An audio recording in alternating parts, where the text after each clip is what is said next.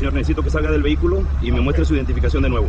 Oficial, soy un juez de inmigración. He presentado mis credenciales federales. ¿Cuál es exactamente el motivo de esta segunda parada? Ya la ha mostrado, pero necesito que confirme su identidad con nuestro sistema. Salga, por favor. Esto es muy inusual. He declarado mi ocupación y he mostrado mi identificación oficial. ¿Por qué me están deteniendo? Senor Bajiz del Vehiculo, ahora mismo, la voz transmite esa particular mezcla de autoridad y impaciencia que el agente de la Patrulla Fronteriza, Marcus Chun, había perfeccionado con los años. A través de la ventanilla bajada del Honda Accord, un hombre de unos 50 años levantó la vista de su teléfono.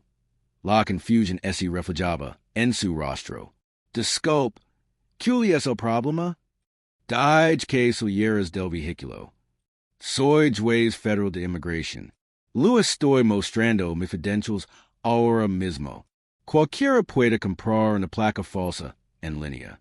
Desde el vehículo. Lo que el agente no sabía, lo que no podía predecir en ese momento en el puesto de control a 15 millas al norte de la frontera con México, era que esta parada pondría fin a su carrera, costaría al Departamento de Seguridad Nacional 6 millones de dólares y expondría a una agencia que había ignorado 19 quejas formales en su contra en solo 7 años. El agente Marcus Chun lavaba once años trabajando en la oficina de aduanas y protección fronteriza de Estados Unidos. Y en esos once años había acumulado un historial que debería haber suscitado preocupación inmediata. 19 quejas. 19 quejas que abarcaban desde discriminación racial hasta detenciones indebidas, desde tácticas agresivas de interrogatorio hasta falsificación pruebas. Sus supervisors habían anotado en su expediente que era extremadamente minucioso en las inspecciones de vehículos, y concienzudo en la identificación de documentación fraudulenta, un lenguaje burocrático que se traduce en una sola cosa. Quien vea amenazas donde no las había. Sobre todo cuando esas amenazas eran de piel morena o negra. Un hombre negro de unos 50 años, el juez Terence Malcolm Hayes, conduce casa después de una conferencia en San Diego cuando se topó con el puesto de control de Sierra Blanca. Ningún delito, ninguna infracción, ningún comportamiento sospechoso.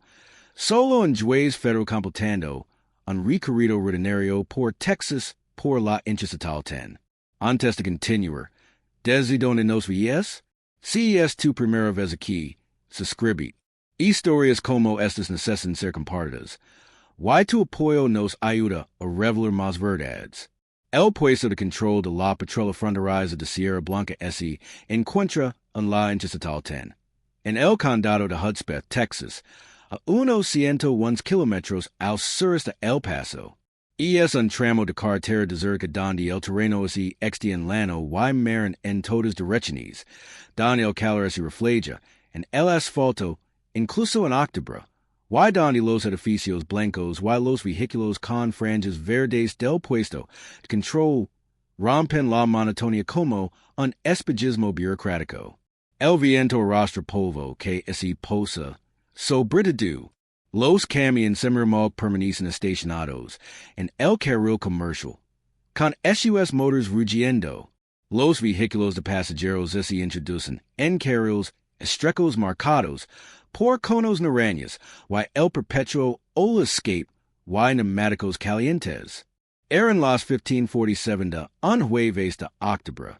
Ese tranquilo día de otoño, con tráfico fluido pero sin mucha afluencia, donde la mayoría de las interacciones en el control de tráfico duran menos de 30 segundos y donde no suele ocurrir nada dramático. El juez Terence Malcolm Hayes tenía 53 años y había sido juez federal de inmigración nombrado a la oficina ejecutiva de revisión de casos de inmigración 6 años antes. Se había graduado con honores de la Universidad Howard antes de obtener su doctorado en Derecho en la Facultad de Derecho de Yale, donde colaboró en el Yale Law Journal, y se graduó entre los mejores 5% de su generación. A continuación, ejerció la abogacía durante 22 años, 3 años como defensor público en Brooklyn, 5 años en el proyecto de derechos de los inmigrantes de la ACLU, seis años como asesor principal en el Centro Nacional de Derecho de Inmigración y 8 años en la práctica privada, especializando en Derecho de Asilo y Refugiados, antes de su nombramiento como juez. Sus colegas lo calificaron de brillante y imparcial, alguien que conoce la ley de inmigración mejor que la mayoría de los abogados que lo precedían. Había sido autor de decisiones citadas en fallos de tribunales de apelación, había impartido conferencias desde Miami hasta Seattle, y había capacitado a nuevos jueces sobre las complejidades de la adjudicación de asilo. Tan solo 2 meses antes, había recibido el premio al juez del año de la Asociación Americana de Abogados de Inmigración, un honor que reconoce su compromiso con el debido preciso y la integridad legal. El juez vivía en El Paso, donde presidía casos en el Tribunal de Inmigración de la Avenida Montana. Había comprado su casa en el barrio de Kern Place hace 12 años, una casa de estilo neoespanol con azulejos de terracota originales y vistas a las montañas Franklin.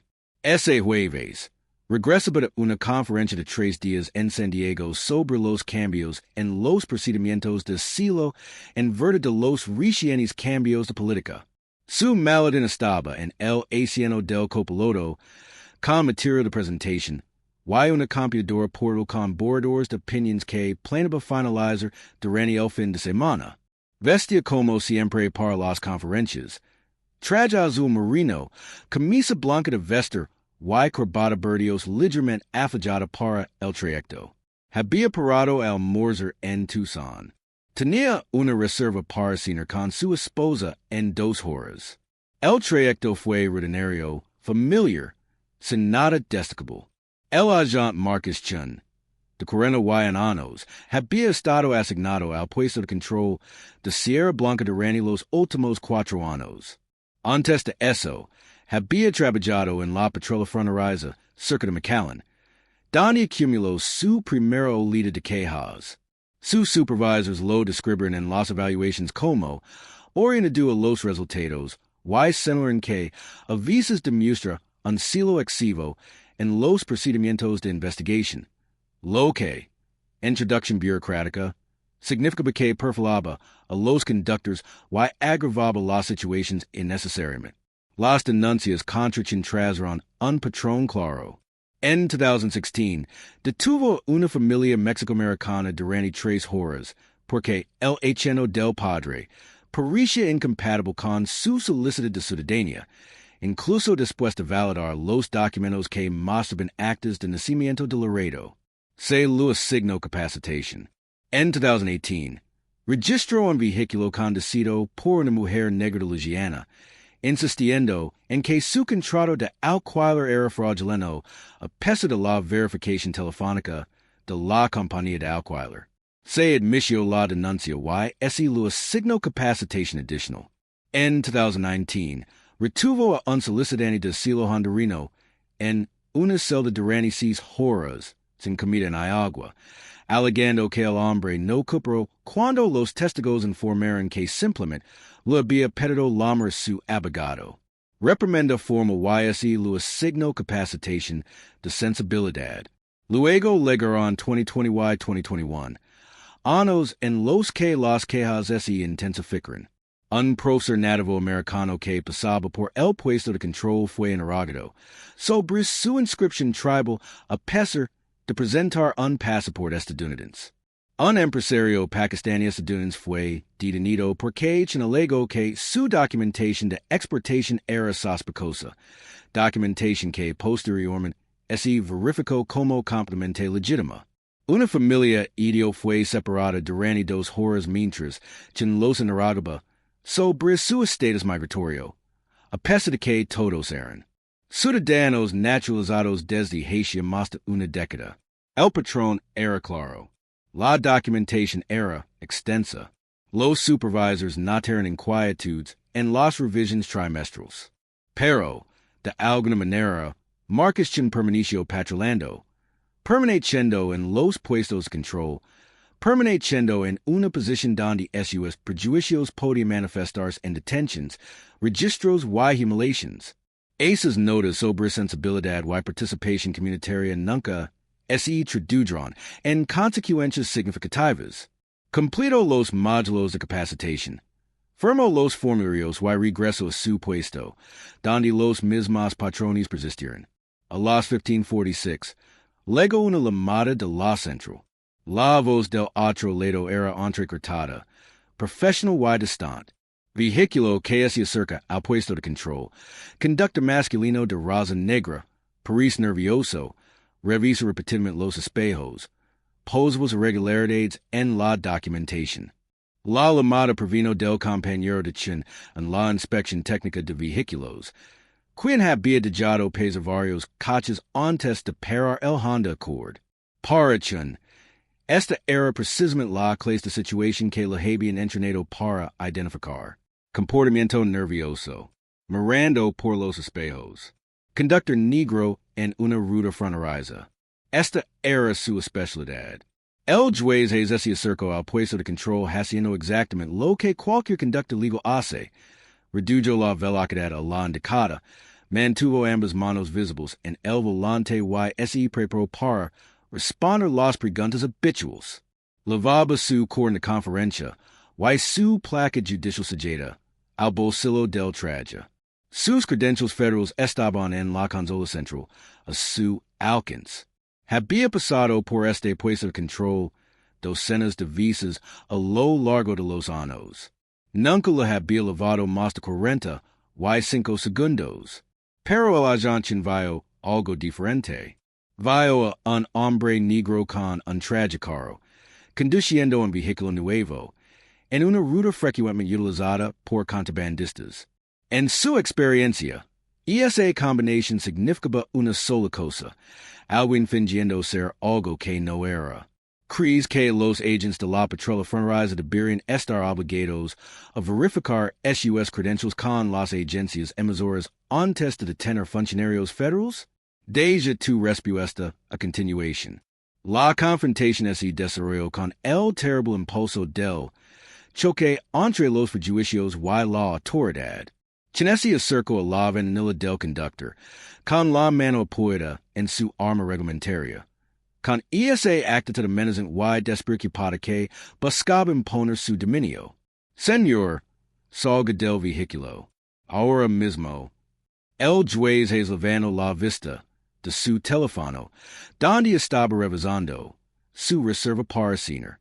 Disculpe, ¿qué le pasa? Dije que salieras del vehículo. Agent, soy juez federal de inmigración. Hayes buscó sus credentials en la consola central, moviéndose lento y deliberadamente.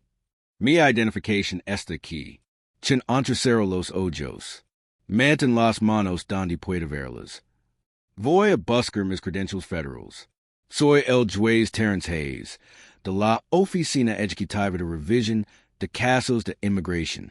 Levanto el estuche de cuero que contenía su identificación judicial, con la placa dorada claramente visible y el sello federal grabado en la documentación oficial. Chin lo miró durante unos 2 segundos. Cualquiera puede comprar una placa falsa en línea.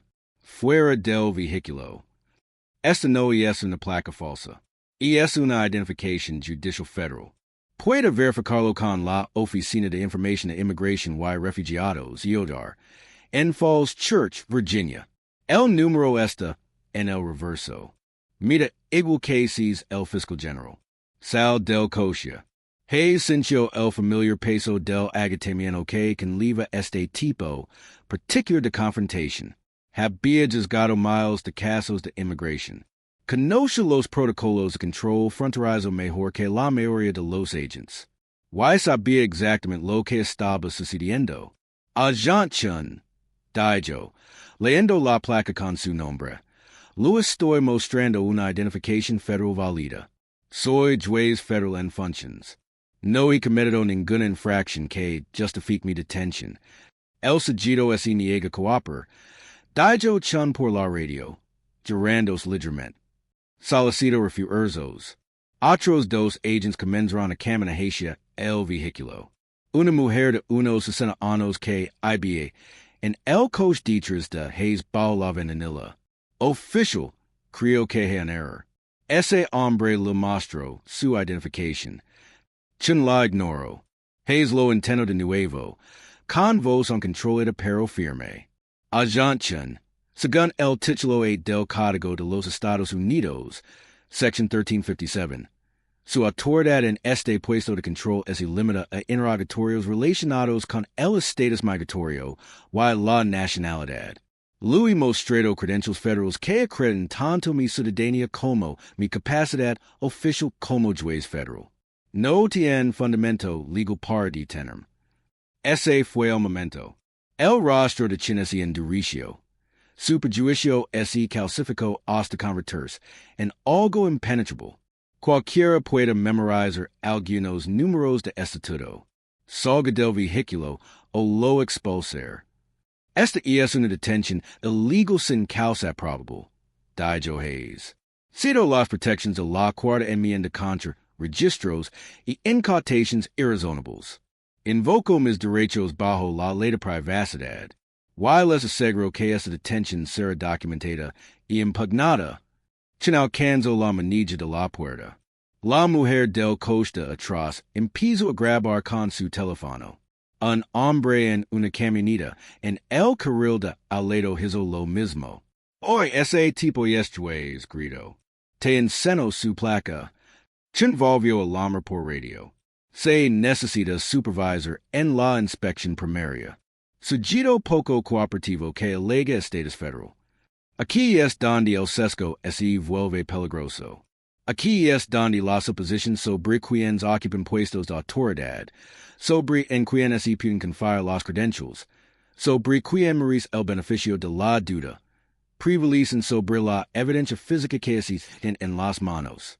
La supervisora Linda Ramírez legó a las 4 o 3 p.m. 16 minutos después de lo que debería haber sido una interacción de 30 segundos en el plano de control. Ramírez era una veterana de 22 años de la Patrulla Fronteriza, una agente de alto rango que había supervisado a Chun durante 3 años y había aprobado personalmente 4 de sus entrenamientos. Él evaluó la escena al instante. Un hombre con traje parado afuera de su vehículo, con las manos entrelazadas frente a él con forzada calma. 2 agents flanqueándolo. 3 testigos grabando en sus teléfonos, y el tráfico congestion dos dichos de ellos. Chun, ¿qué es la situación? El sujeto presentó credentials federales fraudulentes. Ese puso argumentativo cuando ese le preguntó, y ese negó, a cumplir las órdenes legales de salir del vehículo. El juez Hayes volvió a levantar su identificación. Supervisor, soy el juez Terrence Hayes, juez federal de inmigración de la Yogar. Mis credentials son auténticas. El agente Chin me ha detenido ilegalmente durante los últimos 16 minutos sin motivo. Quisiera continuar mi camino. Ramírez tomó las credentials, las examinó detenidamente. Regresó a su vehículo y hizo una llamada telefónica que duró 2 minutos. Al regresar, su expresión era cuidadosamente neutral. Pero sus ojos reflejaban una ira apenas disimulada. Juez Hayes, le pido disculpas por la demora. Sus credentials son válidas y puede retirarse. Se volvió hacia Chun. Placa y arma. Baja. Administrativa. Con efecto inmediato. Presentes en el cuartel general del sector de El Paso mañana a las 8.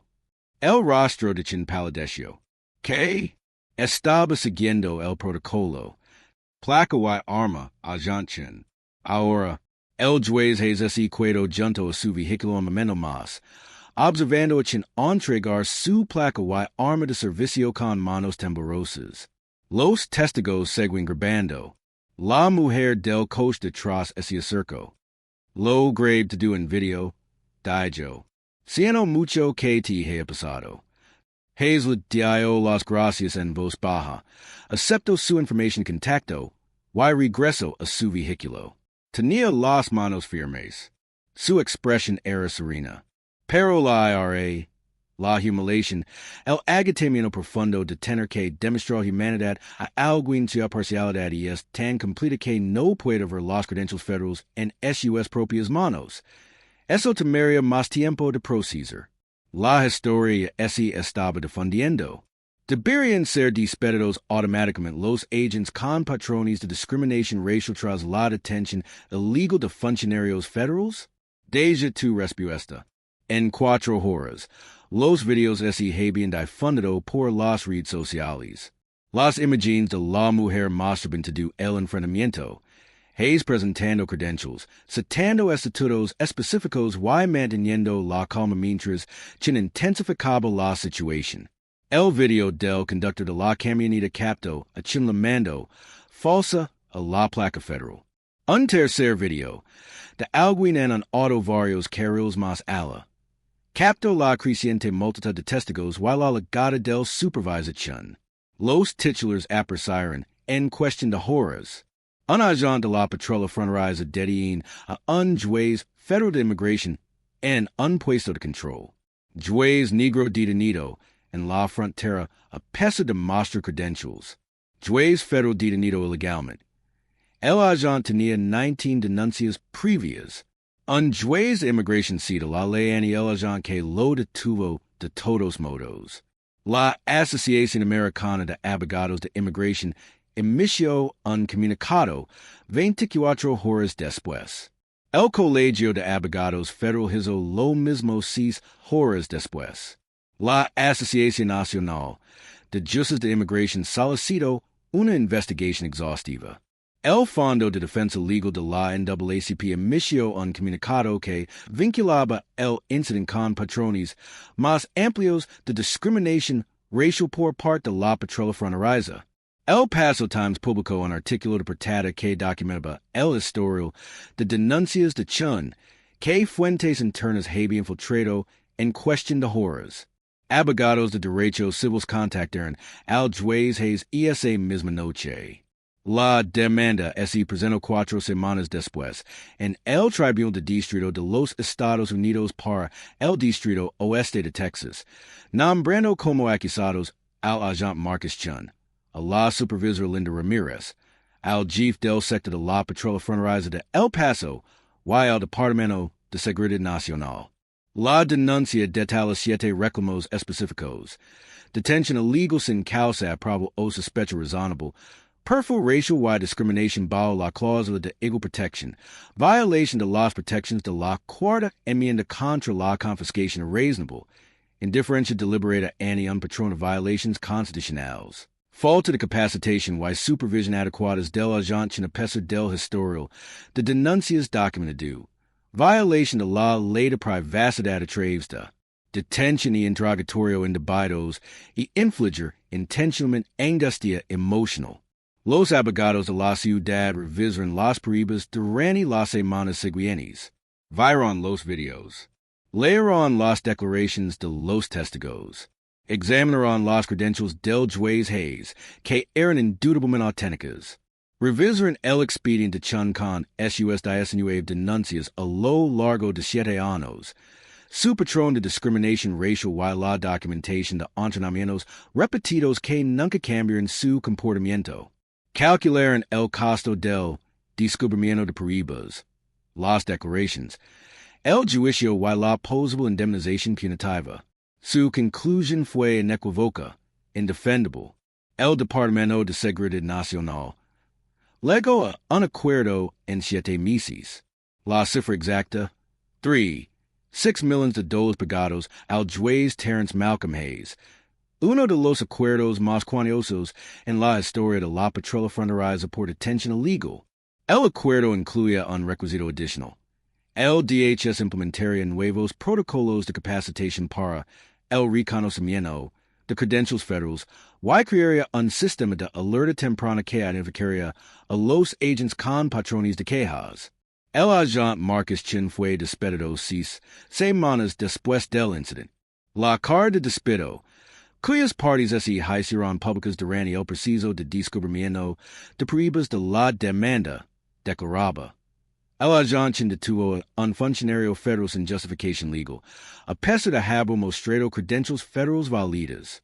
Esta detención violó las protecciones constitucionales y el protocolo de la agencia. A pesar de 19 quejas previas y múltiples capacitaciones sobre la discriminación y las violaciones procesales, el agente demostró un patrón continuo de aplicación de la ley discriminatoria y su incapacidad para desempeñar sus funciones de conformidad con los requisitos constitucionales y las normas de la agencia. Su empleo queda despedido de inmediato, con efecto a partir del 30 de noviembre. Su nombre fue incluido en el Índice Nacional de Desertificación, una base de datos que impide que los agentes del orden despedidos sean recontratados en otras jurisdicciones. Su carrera policial legó a su fin a los 41 años. El sindicato de la Patrulla Fronteriza presentó inicialmente una queja, pero la retiró tras revisar las pruebas en video y el historial de quejas de Chun. Chun emitió una breve declaración a través de su abogado. Cometía un error de juicio durante lo que cree que era un control rutinario. Acepto la responsabilidad y me disculpo con el juez Hayes. La declaración fue rígida, legalmente cautelosa y totalmente insuficiente. El juez Hayes testificó ante un subcomité del Congreso sobre control fronterizo y libertades civiles 7 meses después del incidente. La sala de audiencias en el edificio de oficinas Rayburn House estaba repleta de periodistas, defensores y otros jueces federales que acudieron a apoyarlo. Soy juez federal de inmigración. Comenzo y dedicado 28 años al ejercicio de la abogacía y 6 años a juzgar algunos de los casos más complejos y trascendentales de nuestro sistema migratorio. He presidido casos de asilo de familias que huyen de la violencia. He dictado sentencias en audiencias de detención, procedimientos de deportación y casos que determinan si las personas viven a salvo o regresan al peligro. Entiendo la seguridad fronteriza. Entiendo la ley. Hizo una pausa. Y el agente me detuvo. Durante 16 minutos, a pesar de haber mostrado credentials federales válidas. Present mi identification judicial con su sello federal y número de placa. Mention la autoridad legal específica que limita las detenciones en los puntos de control. Mantuvo la calma y la profesionalidad a pesar de saber exactamente lo que estaba sucediendo. Nada de eso importó. Otra pausa. No estaba contrabandeando nada. No lavaba documentos falsos. No estaba evadiendo preguntas. Conduce casa después de una conferencia legal con traja, y corbata, y un mallet en lino de opinions judicials.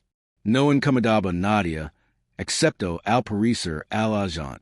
Chun, quien no podía imaginar que un hombre negro en su posición pudiera circular por esa carretera con credentials en la mano. Si esto me puede pesar mí, un juez federal que conoce la ley fronteriza mejor que la mayoría de los agentes que la aplican, que les pasara a los demás, la habitación estaba en silencio. Deberían las agencias de la Patrulla Fronteriza con patrones constantes de violaciones de derechos civiles estar sujetas a supervisión federal obligatoria? Deja tu respuesta. La verdadera pregunta es, ¿qué cambia ahora? ¿Acaso las agencias finalmente despiden a SUS agents tras 5 quejas sostenidas en lugar de 19? Intervienen finalmente los supervisors cuando surgen patrones, en lugar de asignar módulos de capacitación que no cambian nada? Reconocimos finalmente que la incomodidad que sienten algunas personas al ver profesionales negros en puestos de autoridad es un problema que deben resolver, no una justificación para la detención? Porque si no arreglamos los sistemas que mantienen a marcación patrullando durante 7 años a pesar de 19 quejas, si no abordamos la cultura que violó a un juez federal y asumió la criminalidad, entonces solo estaremos esperando el próximo puesto de control, el próximo agente, la próxima víctima cuyas credentials no serán suficientes, el próximo video viral. Comencé cree que esto debería ser ley. Cualquier agente federal de las fuerzas del orden con más de tres denuncias fundadas de derechos civiles en un plazo de 5 años se enfrenta al despido y la desertificación automáticos. Hacen que la parcialidad sea costosa y las carreras profesionales cortas. Y crees que estas historias necesitan ser contadas. Crees que la responsabilidad comienza con la conciencia y el cambio comienza con la prisión. Entonces presiona el botón de suscripción porque no nos detendremos. Seguiremos denunciando estos patrones. Seguiremos exigiendo mejoras.